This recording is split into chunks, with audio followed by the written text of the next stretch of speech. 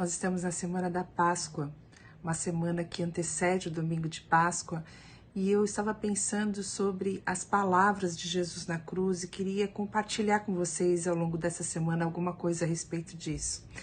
No momento em que Jesus se fez homem, ele abre mão de toda a sua glória, ele abre mão de toda a sua majestade, do seu poder, e ele se fez homem, se fez um de nós, ele se torna então o Deus homem, aquele que era 100% homem e 100% Deus. Ele veio habitar entre nós. Ele tabernaculou entre nós, mas ele veio para os que eram seus e os seus não o receberam. Ele veio, mas a cegueira do pecado não permitiu que o homem visse alguma beleza em Jesus para que o desejasse. De forma que desde quando ele nasceu, já naquele momento em que Herodes o perseguiu, ele foi um homem rejeitado. Jesus veio por amor, ele veio para os que eram seus, mas os seus não o receberam.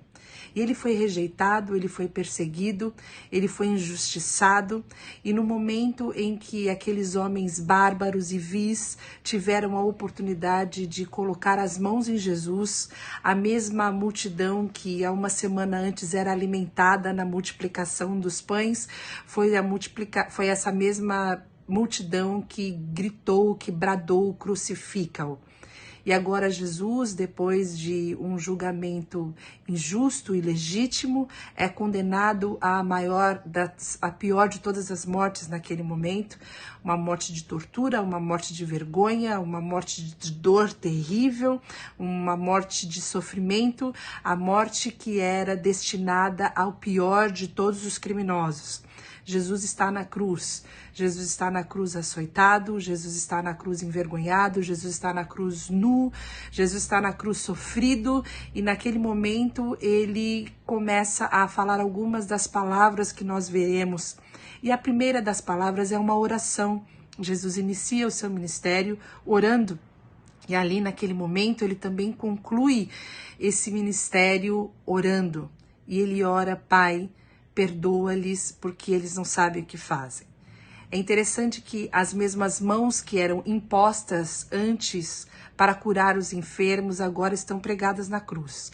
Os pés que eram sujos nas ruas da Palestina, onde Jesus foi por todo o lado curando e libertando os cativos, agora também estava pregado numa cruz. Mas mesmo diante de todas as limitações, Jesus ainda ora. E ele ora, em primeiro plano, pelos seus inimigos.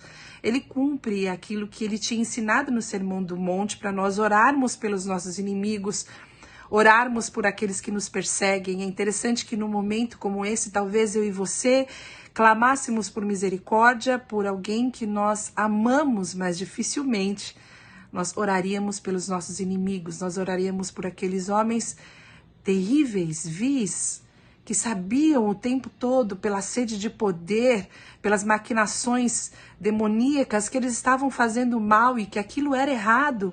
Mas Jesus ora por eles porque para Jesus não existe ninguém que é um caso perdido. Há sempre esperança. E isso me ensina muito, porque às vezes nós julgamos as pessoas e entendemos que essa ou aquelas pessoas não são dignas de salvação ou jamais virão a salvar-se, mas quem salva é um Deus de amor infinito, de amor incalculável. E mesmo na cruz, Jesus ora por aqueles que eram os malfeitores, e ele ora pedindo perdão. Ele ora pedindo perdão porque jamais aqueles homens poderiam habitar na presença de um Deus santo e poderoso, jamais eu e você poderemos ser aptos para vivenciar a presença de Deus em nós se nós somos cheios de pecado. Todos pecaram, todos carecem da glória de Deus, e em sua justiça Deus jamais varreria para baixo do tapete o pecado da humanidade. Mas aquele que é justo é também o justificador. E Jesus então se torna a expiação do pecado de toda a humanidade. Ele é o último, o único, o cordeiro que foi morto desde a fundação do mundo, aquele o sangue derramado é poderoso e é suficiente para perdoar os pecados de toda a humanidade, presente, passado e futuro. Todos os pecados cometidos são expiados na cruz do Calvário por todos aqueles que em algum momento creem, aceitam e confessam o sacrifício de Jesus como um único veículo da graça para a salvação e para o perdão dos pecados. Jesus na cruz, ele ora não só por aqueles malfeitores, mas ele ora por mim e por você. Porque apesar de nós pensarmos que sabemos alguma coisa, jamais nós, assim como aqueles homens, poderemos ter a dimensão do que é rejeitar, do que é menosprezar a graça oferecida na cruz do Calvário, do que é rejeitar as misericórdias oferecidas na cruz do Calvário. A primeira palavra de Jesus, perdoa-lhes, eles não sabem o que fazem, é uma palavra de graça. É uma palavra de amor incalculável. É uma palavra que torna pecadores afundados, elameados no pecado, em justificados, perdoados, santificados, aptos para fazer parte da família de Deus.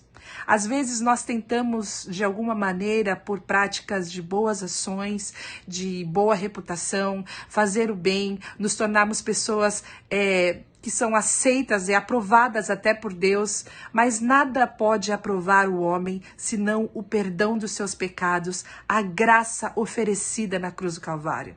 Tentar agradar a aprovação de Deus por meio de obras é a mesma coisa que colocar um sapato lindo em pés elameados, pés sujos. Isso jamais fará de nós aptos o suficiente. A única coisa que nos torna apto para ser chamado filho de Deus é receber, é aceitar o sacrifício da cruz do Calvário como sendo suficiente para que eu e você tivéssemos os nossos pecados perdoados. E hoje nós estamos em Cristo Jesus. Nós hoje não somos passíveis de nenhuma condenação, porque aqueles que estão em Cristo Jesus são salvos, aqueles que estão em Cristo Jesus são livres. A cruz aponta para o perdão. A cruz aponta para a justificação. A cruz aponta para uma injustiça que foi sofrida por um homem inocente, que se fez maldito por mim e por você, para que pelas suas pisaduras eu e você fôssemos sarados, para que eu e você pudéssemos hoje ser justificados por Deus. A primeira palavra da cruz é uma palavra de perdão, é uma oração ao Pai. Pai, perdoa-lhes, porque eles não sabem o que eles fazem.